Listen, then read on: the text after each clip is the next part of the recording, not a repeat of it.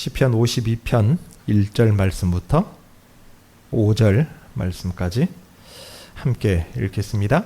포악한 자여, 내가 어찌하여 악한 계획을 스스로 자랑하는가?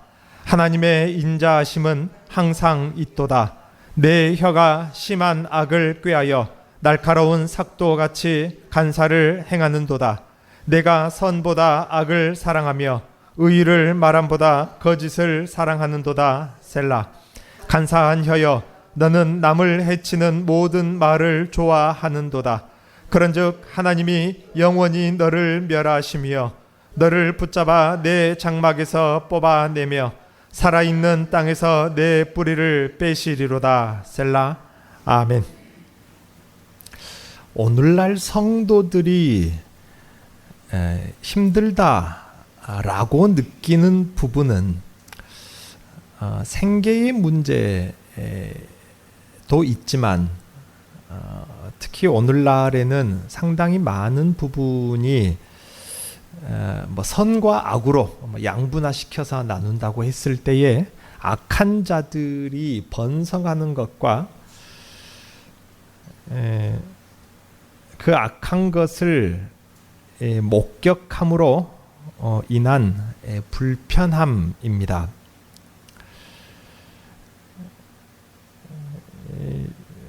이 시편 52편 말씀은 하나님께서 그들의 결말에 어떠함을 선언하시는 부분이 나옵니다.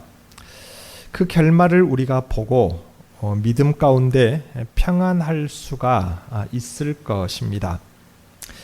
악한 자들의 악한 정도가 도를 넘어설 정도의 악한 자들이고, 그로 인한 힘듦과 아픔, 괴로움을 겪은 시인 다윗의 힘듦이 우리가 겪은 그 악함, 그 중에 최상급이라 말할 수도 있습니다.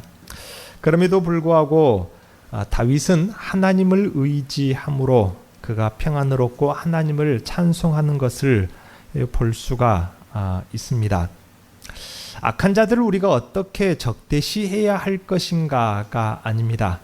그러한 자들의 번성함을 볼 때에 그러한 사람들과 날마다 스치며 살아갈 때에 결코 그들 앞에서 온유한 또 의의 편에 의의 길에 선 우리가 패배한 것이 아니고 또 우리가 결코 억울하고 손해본 것이 아님을 이 시편에서 우리가 알 수가 있습니다. 이렇듯 이 시편은 다윗의 생애에 있어서 가장 비통했던 사건, 도에게 밀고 사건에 의해서 쓰여진 시입니다. 다윗은 사울 왕에게 쫓기는 삶을 오랜 시간 동안 살아냈습니다.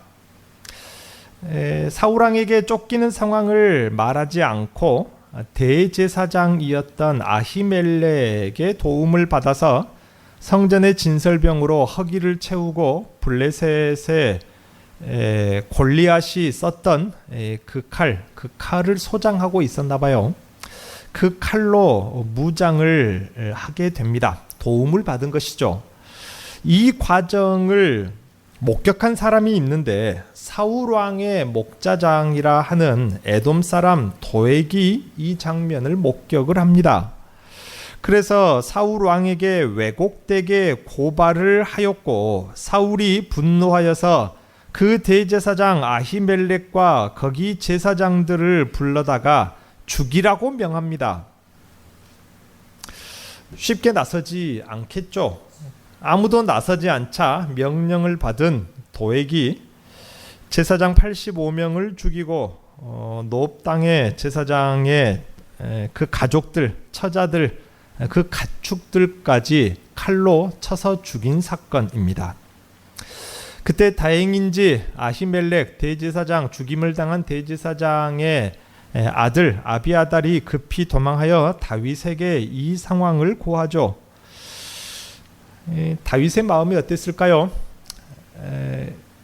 죽은 제사장 85명에 대한 그 죽음에 대한 자책을 하게 됩니다. 나로 인하여서 제사장 85명과 그 가족들이 모두 다 죽었구나. 그때의 악한 자, 도에게 사악한 혀가 모든 제사장과 그 가족들, 시민들을 죽게 한 것을 생각하면서 지었던 시가 바로 이 52편의 시입니다. 그래서 여러분 가지고 있는 성경 표제에 분명하게 기록이 되어 있을 것입니다. 에돔인 도액이 사울에게 이르러 다윗이 아히멜렉의 집에 왔다고 그에게 말하던 때라고 했습니다.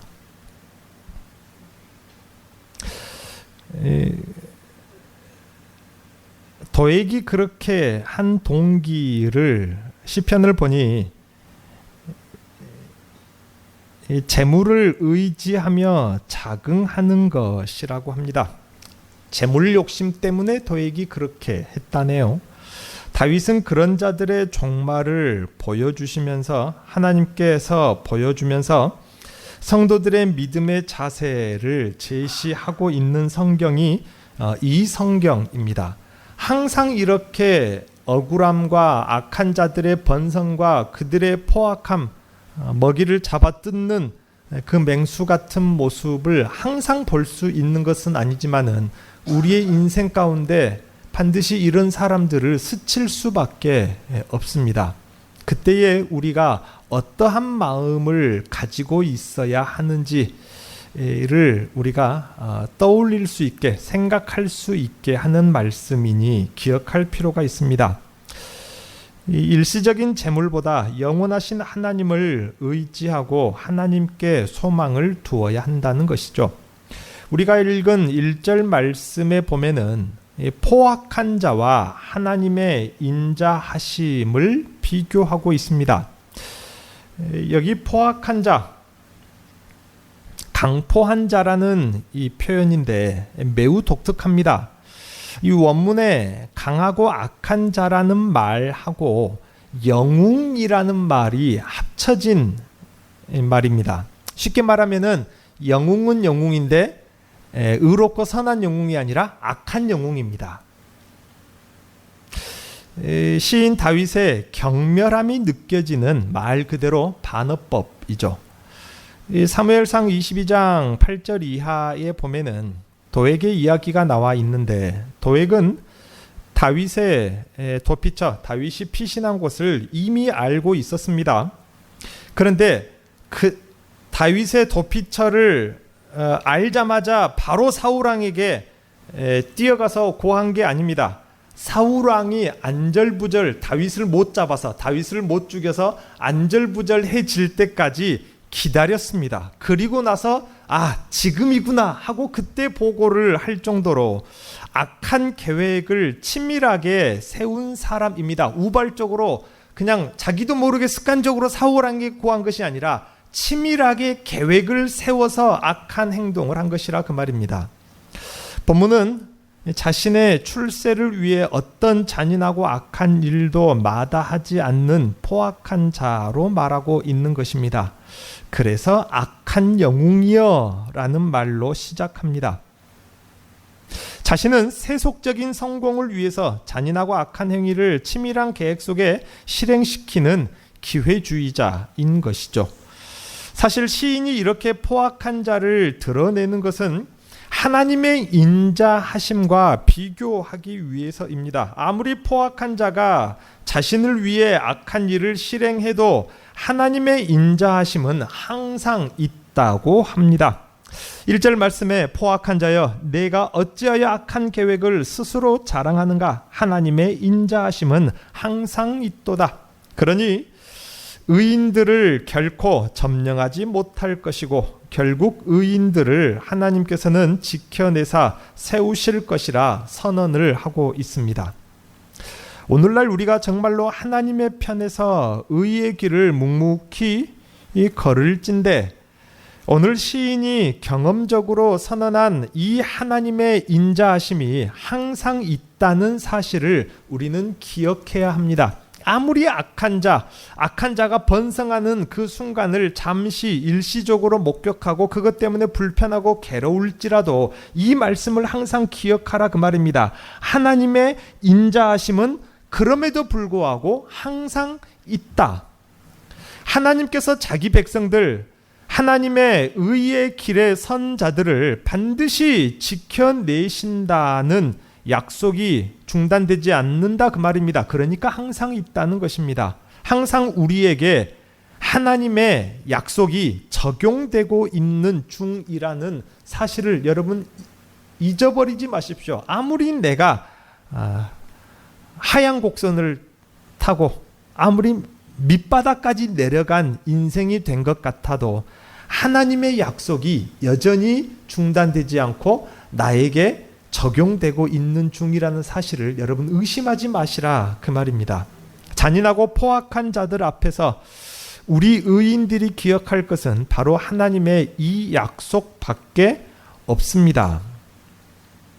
그러니 낙심하지 말고 또 포기하지 말고 하나님과 함께 걷는 길, 의의 길을 끝까지 걸어내셔야 합니다. 2절에 보면은 이런 말씀이 있습니다. 내 혀가 심한 악을 꾀하여 날카로운 삭도같이 간사를 행하는도다. 시인은 이렇게 스스로 자신의 악행을 자랑하는 자들을 이제 고발하기 시작합니다. 2절은 그들의 혀가 심한 악을 꾀하여 날카로운 칼과 같이 거짓을 일삼는다고 하네요. 그들의 입에서 나오는 말은 그냥 허공을 진동시키는 소리가 아니라 사람을 죽이는 살인 무기와 다름이 없다는 표현입니다. 왜일까요? 도에게 말 한마디로 높당에 일어난 엄청난 비극을 한번 가만히 생각해 보면은 여기 2절의 표현이 딱 맞습니다. 여기 이 날카로운 삭도는 수염을 깎는 칼, 수염이나 털을 깎는 칼에 비유된 말입니다. 면도 날과 같다. 그렇게 표현하면 될 텐데 당시의 칼 중에서 가장 예리한 칼이었다고 하네요. 얼마나 예리했을까? 도에게 입에서 나오는 그 예리한 칼 말입니다. 얼마나 예리했습니까? 수많은 제사장들과 그 가족들까지 다 죽게 한 혀입니다.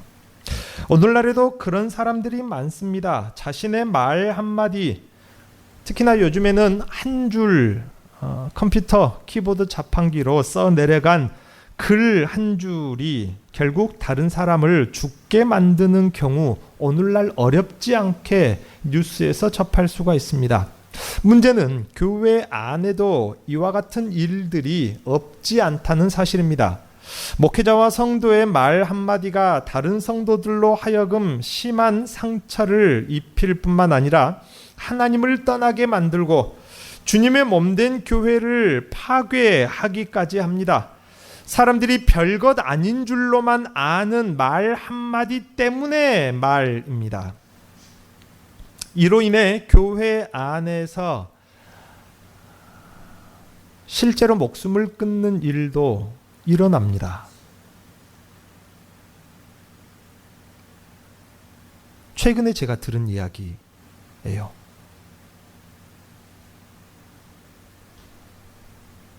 실제로 목숨을 끊는 일도 일어났습니다. 사람의 말 한마디, 글 한 줄이 이렇게도 날카로운 살인 무기가 될 수가 있습니다. 우리는 항상 생각을 해야 합니다. 도액은 오늘날에도 있다. 그리고 그 도액이 내가 되지는 않아야 한다.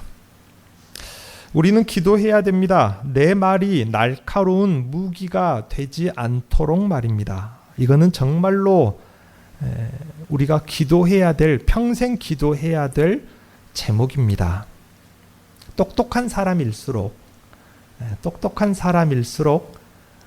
지능이 높은 사람일수록 그 입에서 나오는 말에 살기가 섞일 가능성이 훨씬 높습니다.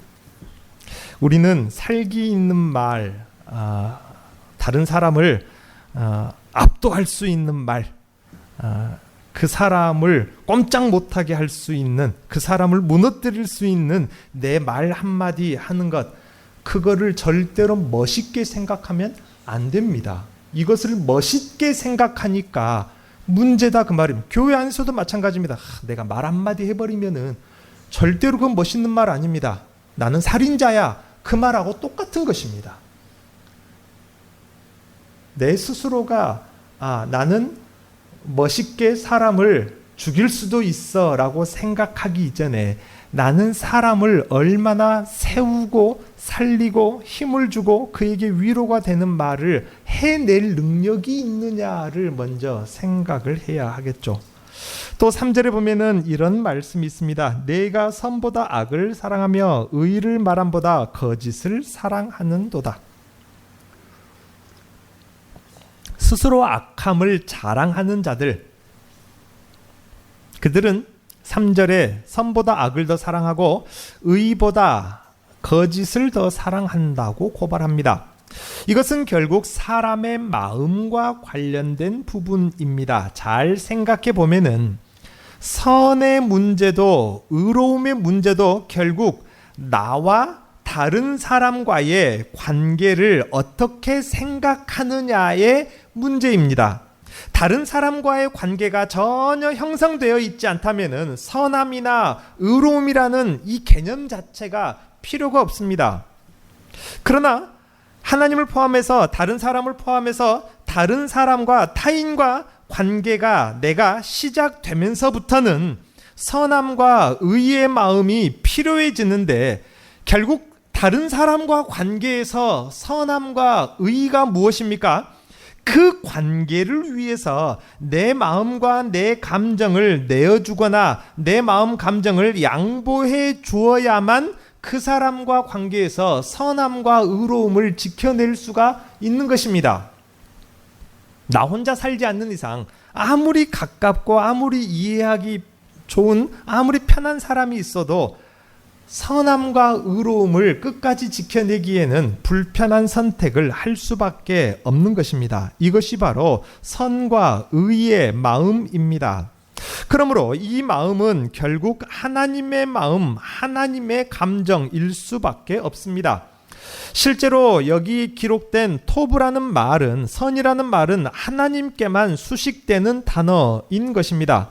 그런데 반대로 악을 더 사랑하는 것, 거짓말을 더 사랑하는 것은 왜입니까? 그것은 오롯이 나 자신만의 유익을 위한 수단일 뿐입니다. 상대를 무너뜨리고 죽여서라도 나의 유익을 얻으려는 방법이다 그 말입니다.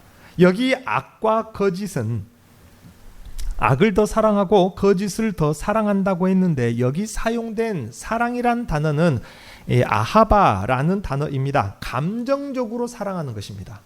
악을 나는 그것도 저지를 수 있어. 어떤 그런 담대함, 교만함 그런 의미의 사랑하는 것이 아니라 감정적으로 악을 사랑하고 감정적으로 거짓을 사랑한다 그 말입니다. 이게 왜 문제냐면요. 다른 사람을 무너뜨리고 죽이는 악한 말과 행위에 대해서 일말의 죄책감이 없다 그 말입니다. 악한 것을, 거짓말하는 것을 그게 뭐 할 때 쓰입니까? 다른 사람 무너뜨리고 죽이는 데 사용한 그 악한 말, 악한 행동들 그것을 사랑하니까 감정적으로 사랑하니까 죄책감이 없다 그 말입니다. 내 말로 다른 사람이 무너지고 다른 사람이 슬퍼하고 아파하고 고통스러워하고 죽는 것에 대해서 죄책감이 없는 것입니다. 동정심도 없고 눈 하나 깜짝하지 않는다. 우리가 그런 말 하죠. 타인에게 저지르는 행위가 그렇습니다. 자비와 긍휼이 여기에 있을 수가 없죠. 이것을 가리켜서 어떻게 하나님의 마음이라 할 수가 있겠습니까? 만약에 어떤 사람이 말로 다른 사람에게 상처를 주거나 무너뜨렸을 때나 공동체에 큰 파장을 일으켜 분열과 다툼이라는 큰 일을 만들었을 때에 내 한마디 말로 교회가 지금 이 사단이 일어났어. 그것에 대해서 두려운 마음을 가져야 되고 죄책감을 가져야 되는데 내 말 한마디 때문에 교회에 이렇게 큰 일이 일어났어 하고 오히려 자기 자신을 어떻게 해요?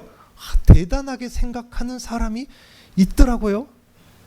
저도 길게 목회는 안 해봤지만 목회하던 중에 그런 사람이 있었어요. 우리 교회 말고요. 저기 어디 가만히 있습니다.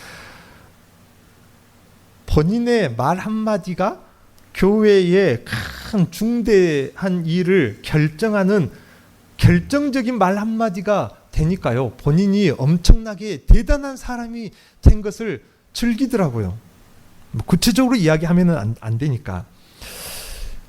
그런 감정이 조금이라도 있다면 나 때문에 무너졌다. 나 때문에 이 다툼이 벌어졌다. 내 말 한마디 때문에 큰일이 일어났다 하고 조금이라도 즐기는 감정이 있다면, 조금이라도 내가 대단한 사람이 된 것 같은 기분이라면 이것은 매우 매우 심각한 문제인 줄로 알아야 합니다. 오늘날 그런 사람들이 세상에만 있지 않고 교회 안에서도 발견이 됩니다. 세상에는 이런 사람들 쉽게 볼 수 있습니다. 뉴스 틀면요, 이런 사람들 많습니다. 내가 대단한, 지금 나라 경제를 어떻게 무너뜨리는지도 모르고 사람들이 얼마나 많이 피해를 보는 줄도 모르고 내가 어떤 사람 된 것 같다. 내가 매스컴도 타고 내가 어떻게 결정하는지 사람들이 나만 보고 있어. 그것을 즐기는 세상에 그런 사람들 많습니다. 그런데 교회 안에서도 발견되는 게 문제다 그 말입니다. 악한 말과 거짓말하는 것이 실수가 아니라 그것에 대한 애착이 있는 마음입니다. 하나님이 결코 기뻐하지 않으실 것입니다. 반드시 심판이 있을 것이라 다윗은 선언합니다. 나 자신에게서 만약에 악한 말, 이런 악한 행동들이 나온다면은 혹여라도 내가 그것에 대해서 즐기는 마음, 내가 대단한 사람이 된 것 같은 기분이 잠깐이라도 든다면은 여러분 그 자리에서 기도하셔야 됩니다. 하나님, 나에게서 악한 말, 다른 사람이 내 말 앞에 벌벌 떨고 내 말을 괴로워하는 그런 말이 나에게서 나왔을 때에 그러한 나에게서 나온 그 말과 행동에 대해서 내 스스로가 혐오스러워하는 감정을 달라고 여러분 기도하셔야 돼요. 그러지 않으면은 점점 죄라는 것은요, 오염성이 있기 때문에 점점 더 깊이 들어가다 보면은 나중에는 아무런 감각이 없어져 버리는 것입니다. 4절에 이런 말씀이 있습니다. 간사한 혀여, 너는 남을 해치는 모든 말을 좋아하는도다. 스스로 악함을 자긍하는 자들은 또 어떤 자들입니까? 4절에 남을 해치는 말을 좋아하는 간사한 혀라고 고발합니다. 이런 자들이 좋아하는 것은 여기 남을 해친다는 표현으로 하고 있는데 마치 맹수가 그 먹이를 개걸스럽게 잡아 뜯어 먹는 모습입니다. 사자나 호랑이가 어린 사슴 하나를 잡았어요. 어린 사슴을 잡으려다가 보통은 어떤 경우가 있습니까? 그 어미가 대신 그 앞을 가로막아서 먹이가 되어주는 경우가 있죠. 그런 경우 많이 볼 수 있어요. 어찌됐건 그렇게 사슴 한 마리를 잡았는데 사자가 사정 봐가면서 뜯어 먹습니까? 미안하다잉. 내가 한 번만 뜯을란다. 한 입만 뜯을란다. 얼마 아프거나 미안하다. 사정 봐가면서 뜯습니까? 아닙니다. 사정 보지 않고 그냥 잡아 뜯습니다. 그 표현이다 그 말입니다. 여기 말한 이 간사한 혀 말입니다. 다윗은 악신에 들린 사울왕을 피해서 놉 땅의 제사장 아히멜렉에게 피했는데 아히멜렉은 사실 이 사실을 몰랐습니다. 그저 선한 마음으로, 정말로 선한 마음으로 긍휼과 자비를 베풀어 준 것입니다. 다윗에게요. 다윗에게 그저 선한 마음으로 먹을 것과 무기를 내어줬는데 그럼에도 불구하고 도획은 이런 아히멜렉의 의도를 왜곡해서 사울왕에게 고하였습니다. 악한 사울왕의 분노의 대상이 되게 만들었다 그 말입니다.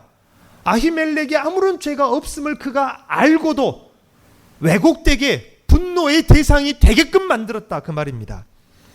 무슨 유익이 있다고 그렇게까지 했을까요? 도액은 사울 왕의 인정을 받고 싶었던 것입니다. 그래서 놉 땅의 제사장들과 그들에게 속한 모든 가족, 가축까지 남김없이 죽인 것입니다. 시인은 이러한 도액을 마치 맹수가 그 먹이를 통째로 개걸스럽게 잡아뜯는 것과 같이 잔혹하고 악한 행위를 고발하고 있습니다. 오늘날에도 2절에 나오는 이 악한 말이 날카로운 칼과 같아서 반드시 깊은 상처를 입히는 말들, 또 3절에 악한 말을 사랑하여서 오히려 전혀 죄책감도 없이 그렇게 찌르는 말과 악한 거짓을 즐기는 사람들이 오늘날에도 있습니다. 그리고 상대와 어떤 공동체를 파괴시키는 데에 일말의 사정 봐줌도 없이 무너질 때까지 무차별 공격하는 사람들을 교회 안에서도 보았습니다. 법정 싸움을 하면서 반드시 우리 교회에서 떨어져 나간 저 교회가 무너지는 꼴을 내가 봐야겠다. 끝까지 나는 싸워야겠다. 잡아 뜯어야겠다. 정말로 그렇게 보이더라고요. 여기 4절에 그 악한 맹수가 잡아 뜯는 것처럼 보이는 사람들이 있더라 그 말입니다. 목회자입니다. 목회자와 그 당회 장로들입니다. 그 성도들입니다. 4절에 혀를 가졌습니다. 우리라고 그런 사람이 되지 않을 것이다. 우리하고 상관없는 사람들이다 라고 우리가 교만하게 단정 지어버릴 것이 아닙니다. 우리는 그래서 기억하고 이것을 기억하고 기도해야 된다 그 말입니다. 우리가 기억할 것, 그들 모두가 성경에 기록되었다는 사실입니다.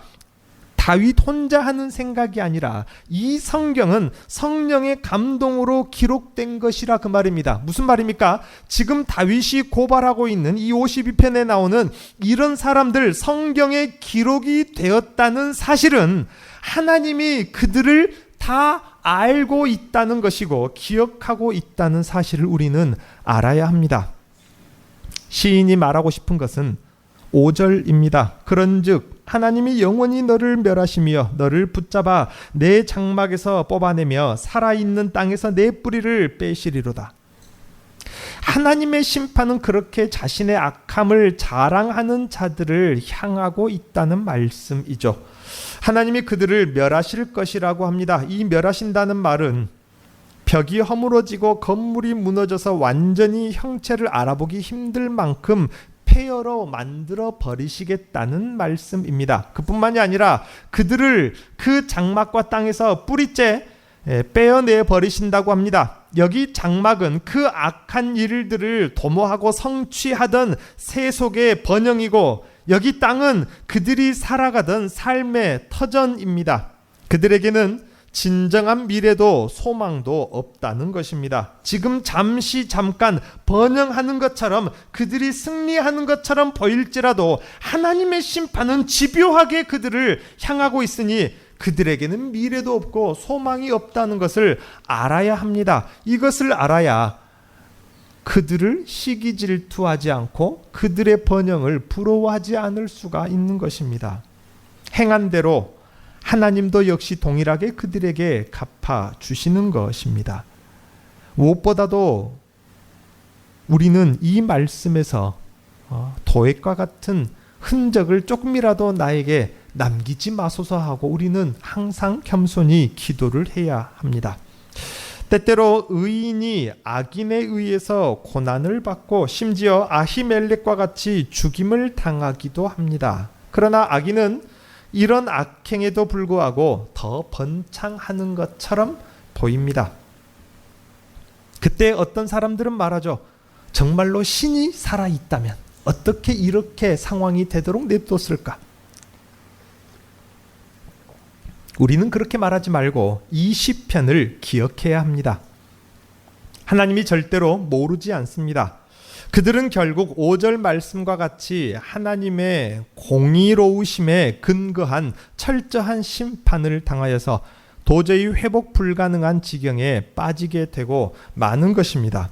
그러므로 그들을 두려워하지 마십시오. 질투하지도 마십시오. 그리고 그러한 사람들을 만났을 때에 염려하지도 마시고 낙심하지도 마십시오. 끝까지 하나님의 일하심을 믿으며 의의 길을 묵묵히 기도하며 여러분 걸으십시오. 찬송하며 걸어가십시오. 하나님이 반드시 일하실 것입니다.